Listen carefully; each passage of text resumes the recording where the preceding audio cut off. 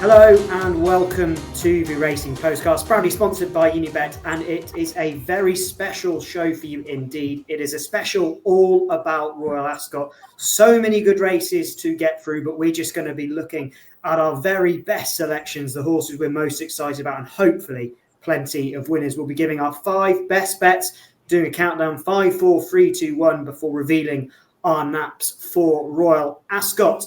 Joining me to share their best bets in the top right, if you're watching along, is Harry Wilson, our Racing Post tipster extraordinaire. And the bottom left is Jonny Pearson, the Racing Post handicapper. And as always, Unibet's Ed Nicholson as well. We had a good special show for the Cheltenham Festival. Let's hope we can have plenty more winners here. Let's kick off with our number 5. I'm going to start with you, Harry. Your 5th best bet for Royal Ascot, please. Hi James, it's coming in the Hampton Court Stakes, which is the 5:35 on Thursday, and it's Jackknife. I was really impressed by his debut win at Epsom. He handled the track really well, and for one so experienced, and I really liked the way he went about it on the whole, settling beautifully, and he coasted to the front on the bridle. He was a bit unlucky in the Heron. The Heron has a habit of throwing up really good horses. So he's a son of Kamiko, half brother to Defoe, who did all his best work over further. So the step up in chip should suit. And Roger Varian hasn't hid the fact that he really likes this one. So that's Jackknife in the Hampton Court on Thursday. Yeah, relation to Defoe, was a smashing horse for years gone by, wasn't he, Jackknife? He's 8-1 with Unibet for the aforementioned Hampton Court at the 5:35 on Thursday. Jonny, we're going to come to you, but before we do, you are the Racing Post handicapper. I know what your selections are. I've got them in front of me. No handicaps? No, absolutely not. I looked at them. I kept going over and over them, and I was sort of trying to make a decision. But depending on what finally gets declared for the race, is because I'll look at one. I'll be like, well, I like 3 of these. I'm not quite sure yet which one my pen might land on. But they will end up playing some handicaps, but just not quite 100% sure on them yet. And I mean, another thing to look out for is the ground. I mean, I'd be amazed if we're getting any soft ground this week. So the horse isn't going to try and avoid as well as general rule. Yeah, okay, give us your number 5 then. My number 5 is going to be a horse I napped last time that did not get the job done for me at Haydock, and that's Arizona Blaze in the Commonwealth Cup 3:05 on Friday. It was a bit disappointing last time, but just going back through his form, beaten Songhai, second in the listed race the other day. He's not far behind Henri Matisse. Beaten Estepona in France. He's went and won a decent race the other day. And the third from that is also due to contend this, an Aga Khan horse, who, depending on the prices, might have a bid each way on as well. And okay, it was disappointing at Haydock, but he wasn't beaten all that far by Symbol of Honour. And I expect, with maybe if he rides with a little bit more restraint, he's going to have a bit more left at the finish. And I'd expect a much better effort from him come Friday. He's got good form round Ascot. He's third in the Norfolk last year, and he came down the Stones rail on his own, finishing off really well. I'd be amazed if he can't, 25-1. He looks a massive price to fill the place there. Yeah, 25-1. That's Arizona Blaze in the Commonwealth Cup, the 3:05 on Friday. We'll let him off it, won't we? Having a 25-1 shot now. He's not tipped handicap. Have you got a handicap for us as your number 5? I have the fifth best bet is in the handicap. It's in the Royal Hunt Cup, a really difficult race to find the winner of, and he's not sure to get in. We're recording this prior to knowing the entries for Wednesday, but I'm just going to hope he gets in. He's 40th or 46th at the moment in the rankings, as it were. So he might not get in, but he's 25-1. It's Great Chieftain, who's got a rating of 93. I just like this horse all the way through his career, especially on fast ground. He's one of the few horses that actually shows much more improved form for faster ground conditions. Good to firm will be okay for him.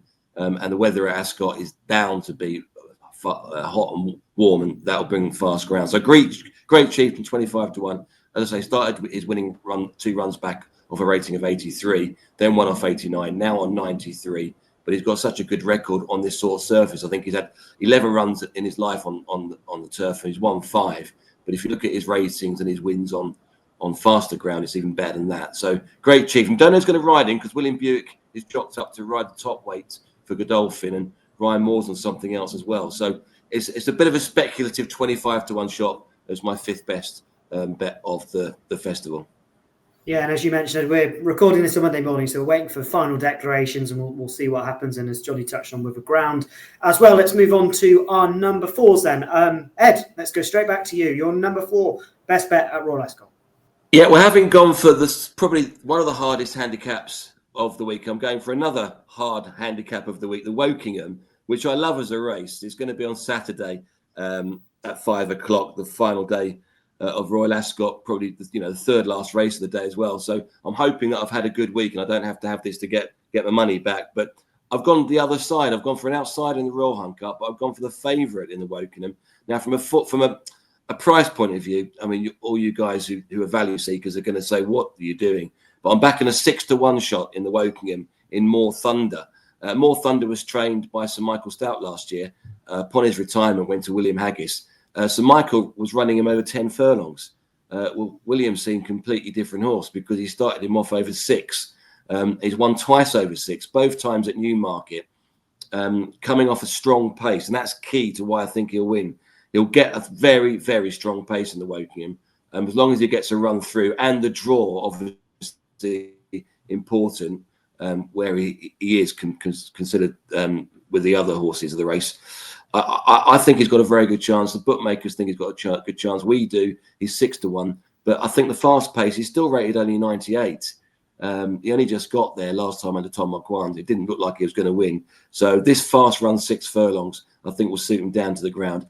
And although he's a very short price, relatively speaking, I think he's one of the best bets of the week. So he's going to go down as my 4th best bet.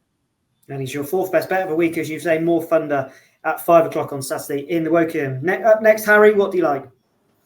Yeah, we're going to head to the Duke of Cambridge on Wednesday. It's the 3:40 on Wednesday. And I just think Fallen Angel was just going to win this. She's a really, really classy filly. She's competed in Group 1s the last 5 starts. Latterly, she needed her run in the Lock-Inge on her reappearance. She got really strong form at the Curragh, which I always like as a comparison to Ascot. They've got quite similar topography. And yeah, she's dropping in class. I think it should be very hard to peg back from the front.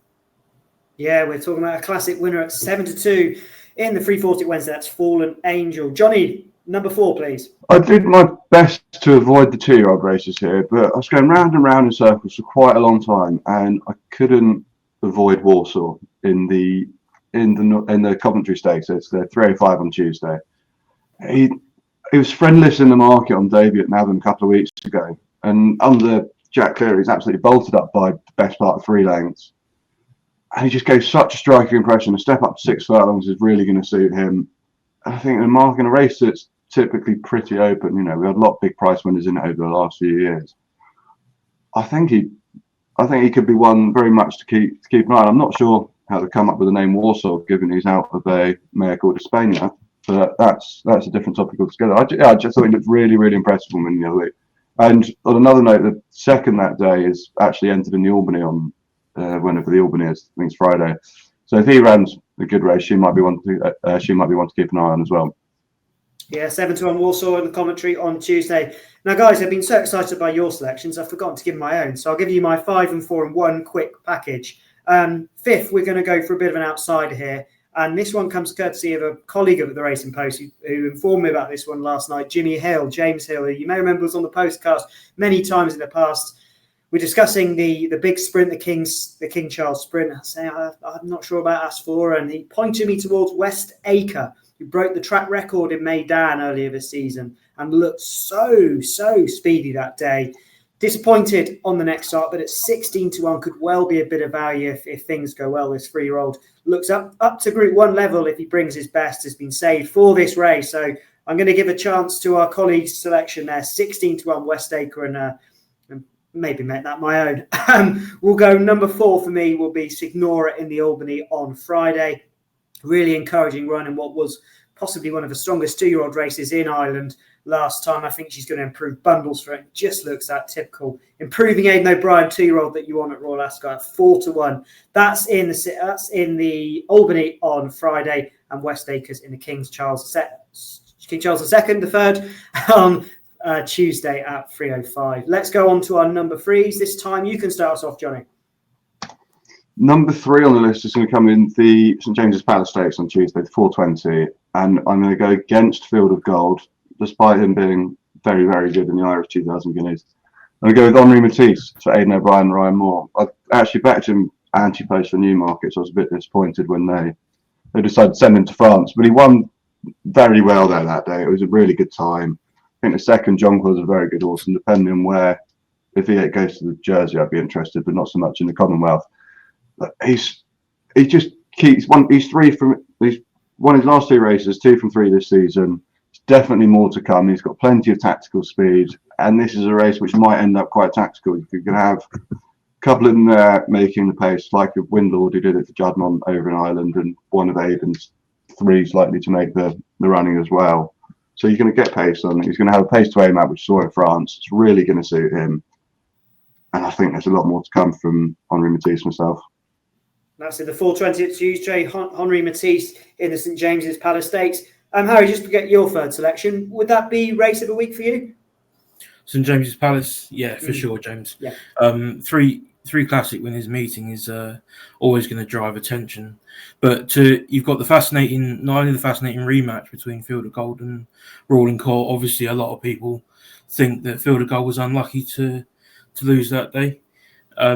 So people are expecting to reverse the form, especially after how impressive he was in the Irish. But I actually agree with Johnny. I'd be on Henri Matisse. He is very, very good at long shot, very quick sectionals, very quick time. And yeah, I think over a mile, he's the one for me. Yeah, and that's not your number 3 though, Harry. You've just given us a flavour of what you like in the big race. We knew you were going to take on the favourite. That's a given. What are you going to be going for in the Commonwealth Cup? Yeah, I'm siding with Babouche here. I've been on Babouche before it looked like Shadow of Light was going to be taking part, but I do worry about Shadow of Light on very fast ground. I thought he'd be one that would improve for soft, just as he did when he won the Middle Park. So Babouche for me, she's unbeaten at over 6 furlong on good ground. She looked really good when beating Whistle Jacket last time. Like, I'm not saying that Whistle Jacket is a great standing point in terms of Commonwealth Cup, but she couldn't have done more. She's going to get a nice toe into this race, and I just think the stiff 6 at Ascot should suit her down to the ground, and she offers good value at 5s against the favourite. Yeah, that's the Commonwealth Cup, the 3:05 on Friday. And Ed, I can see you looking along there because your third best is in the same race. We're having a bit of a Postcast clash here, I see. Yeah, I'm a bit worried going against the great man. I've got to have a look back at my selection again, I think. But yeah, I'm taking him on with Shadow of Light, who, I mean, I'm a sucker for a horse that runs in the Guineas and then drops down to 6 furlongs, 7 furlongs, doesn't get home. And before this race in the Commonwealth Cup, you waited to the July Cup for that to happen.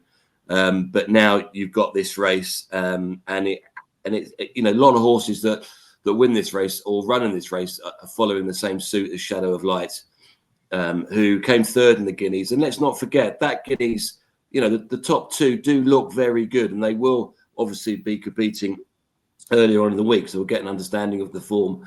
But I think Shadow of Light looks a sprinter. I kind of, exactly for the same reasons that we spoke about Babouche, I think Shadow of Light will be suited by a fast run, 6 furlongs on a stiff track. And I just think Shadow of Light would not just win this, but he'll win the July Cup as well. So they are 2 selections in one. Shadow of Light's the third best selection of the week for me.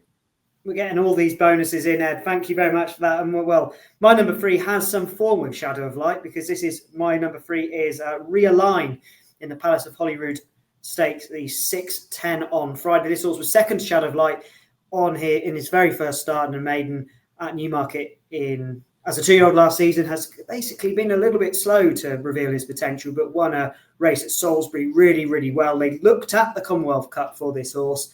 He's been given a marker 93. He's all speed. It's too tempting, isn't it, to go for the handicap. Realign, he's a short favourite, just as you mentioned with your selection, the Woking, for a big sprint handicap. But I think Realign's going to be far too good. He's miles better than 93. He's got loads of potential. He was a big buy for Wafnan at the Breeze Up sales, and I just think he wins. Straightforward as that. We're going to move on to our second best bet at Royal Ascot. We're getting close to nap time now. Harry, kick us off. Second best bet for you. Second best bet for me, James, is in the Queen Elizabeth, the second Jubilee on Saturday, and that is Flora Bermuda.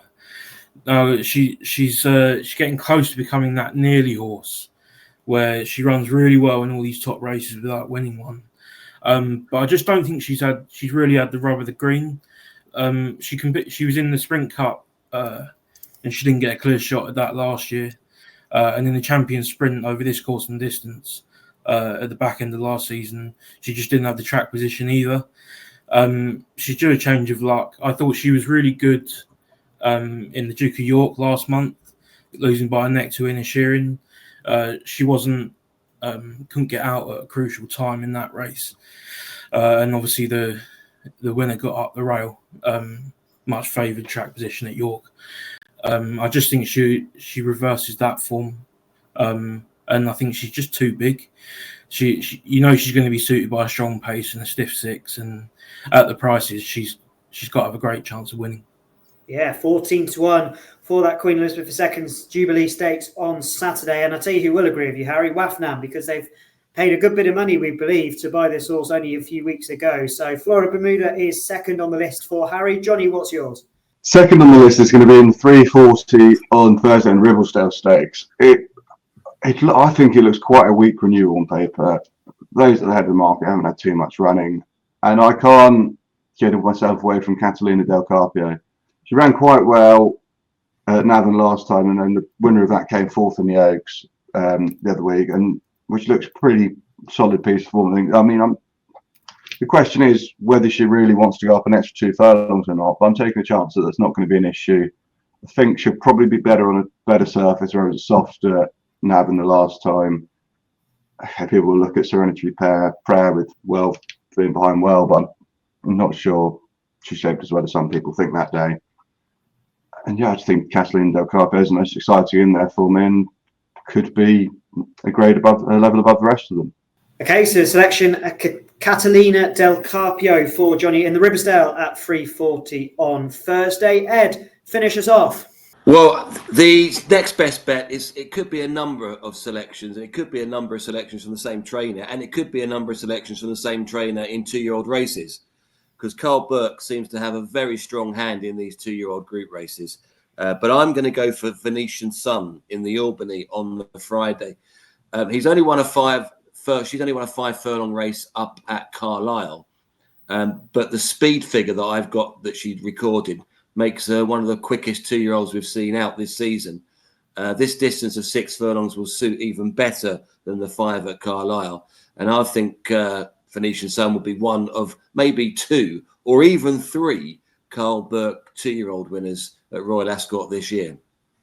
You just can't stop giving us those good golden nuggets, Ed, can you? So Venetian Sun is Ed's selection using those figures. We know Ed likes those. In the Albany Stakes at 2:30 on Friday. And it comes to me, I'm going to go for one at a big price here. We're going to go to the Britannia Stakes, because why not have a go for a handicap, Johnny?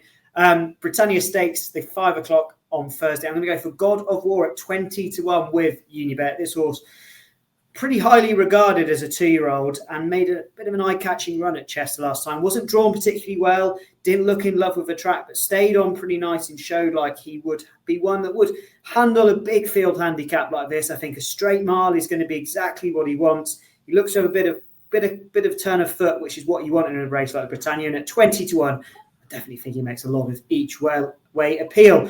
Right, we'll be coming on to our naps for Royal Ascot after this quick break. Want betting on the horses to be anything but flat? With an app that impresses every time out. You're on. Want to watch live streaming of races in the UK, Ireland and around the globe? And get a chance to win even bigger with 3 Uniboosts every day on any horses you want. Unibet. You're on.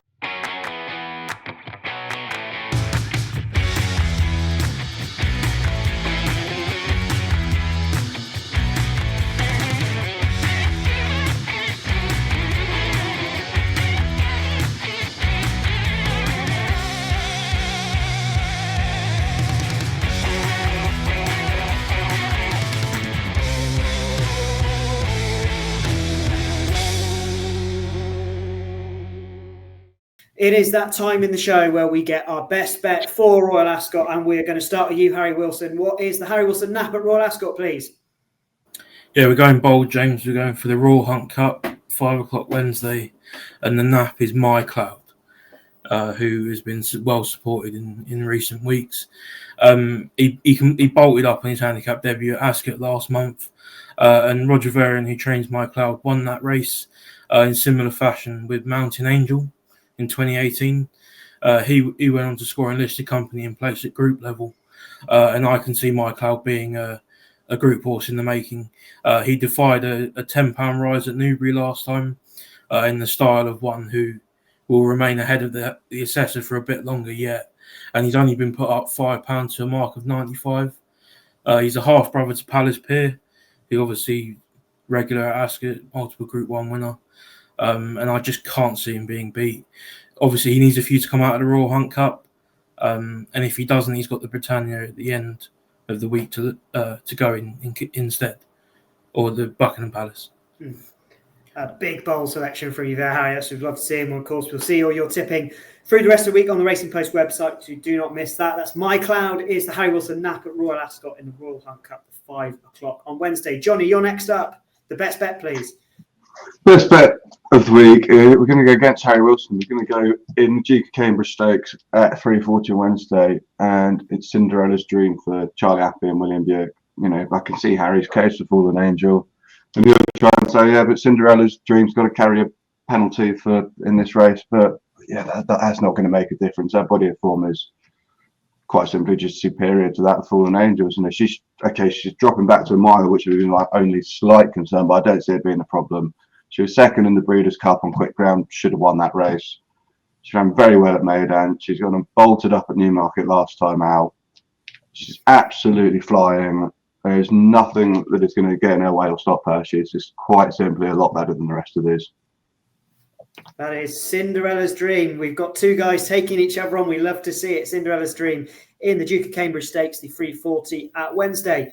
I'll put mine in next, and my best bet is French Master in the Copper Horse Stakes, the 6:10 on Tuesday. This horse is another one which has been bought by Wafnan, having won really well at Goodwood last time. Looks a big staying type for the future. Has a little bit of class in him as well. I think his form from Goodwood was good, and he's going to only improve for it. Still looks like he's learning on the job. I think this track will suit him a lot better. This is the distance he wants, and I'm not too fussed on some of the other ones in the market. I think he is banker material, French Master. The 6:10 on Tuesday, Copper Horse Stakes.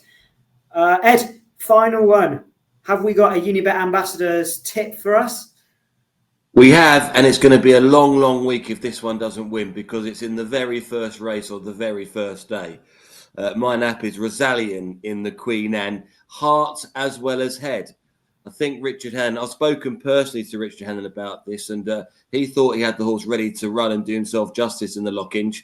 But upon reflection, he thinks that maybe the horse himself was needing the kind of match fitness.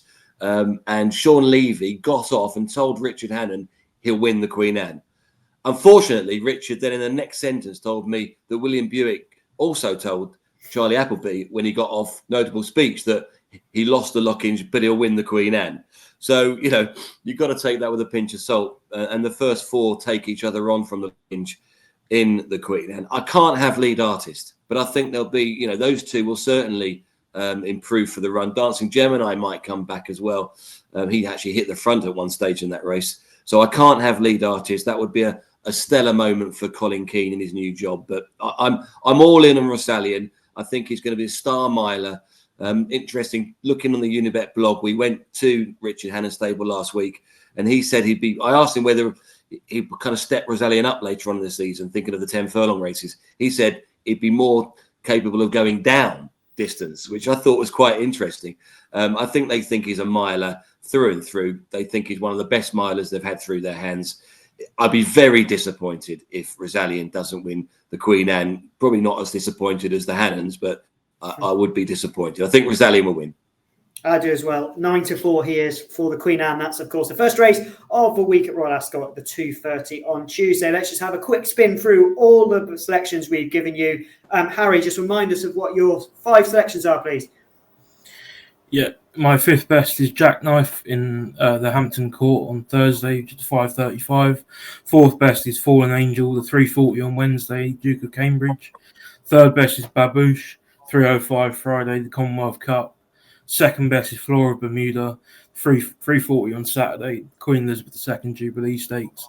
And the best bet of the week is My Cloud, 5 o'clock Wednesday in the Royal Hunt Cup. And Johnny, remind us of your selections for the week, please. In number 5, we've got Arizona Blaze in the Commonwealth Cup at 3:05 on Friday. Fourth best is Warsaw in the Coventry Stakes at 3:05 on Tuesday. Third best, Henri Matisse in the St James's Palace Stakes, 4:20 on Tuesday. Coming second is Catalina Delarpio in the Ribblesdale at 3:40 on Thursday. And the best bet of the week is Cinderellas Dream, 3:40 on Wednesday at the Duke of Cambridge Stakes. She will win. Confident. Best of luck, Johnny. Ed, remind us of the Dream 5 for Team Nicholson? Well, I think it's going to be a pretty tough week for the bookmakers, and it could be a stellar weekend for the punters. Plenty of favourites well fancied. The ground being consistent, I don't think there's going to be any rain, so it'll be good, fast ground, which normally helps the punters in terms of the form. It remains solid. But my first selection is Great Chieftain. Now, that is a speculative bet because we don't even know he's going to get into the race, but he loves fast ground. He's around about 25-1 for the Royal Hunt Cup. Then it's a raft of favourites, I'm afraid.